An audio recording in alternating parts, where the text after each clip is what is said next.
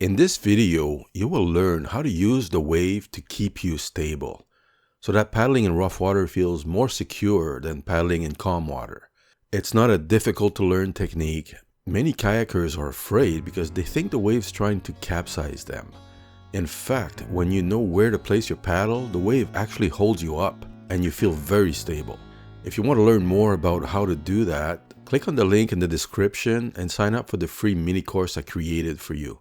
This is what I wish I had known when I started kayaking, but nobody's talking about it. Actually, I've never heard anyone mention this ever. It requires no skill, it takes no time to learn, and maybe that's one reason why no one's teaching this. It's also something that works really well with the Greenland paddle.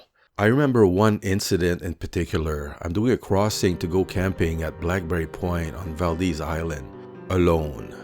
There's a wind blowing, but it doesn't seem too bad. As I get close to about halfway, I realize the current is shifting to move the water against the wind. The waves are getting bigger and steeper. All I know how to do is push the paddle on the water to regain my balance, afraid of what could happen if I'm not quick enough.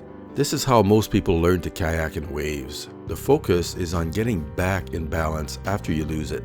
And let's be honest, no matter how much you practice this, it's never going to feel easy and comfortable. You won't feel nice and relaxed paddling in waves when you're having to react with quick force. As you probably know if you watch my videos, I like to find the easy way, to feel comfortable at home on the water. I don't want to feel like it's me versus nature. I'm not coming out here to go to war with the sea. Here's why it matters. It's like when you're balancing on one leg, you may feel a bit wobbly. When you have just one finger pressing against something solid, all of a sudden you feel way more stable. And it's surprising how little pressure you have on your finger. But if you allow yourself to be out of balance, even for a fraction of a second, it takes a lot of force to bring yourself back in balance. That's why I say if you want to be comfortable paddling in the waves, you need to learn how to get that little bit of support that keeps you in balance. You don't have to use any force to regain your balance. If the wave's coming from the side, it's easy. Stick the paddle in it. If the waves are coming from behind, you will likely be aware of the wave coming from one side first. Stick your paddle there. If the water is confused, you can pick a side, stick your paddle in something. It's like having your paddle stuck in a cement foundation. All you need to do is hang on to your paddle.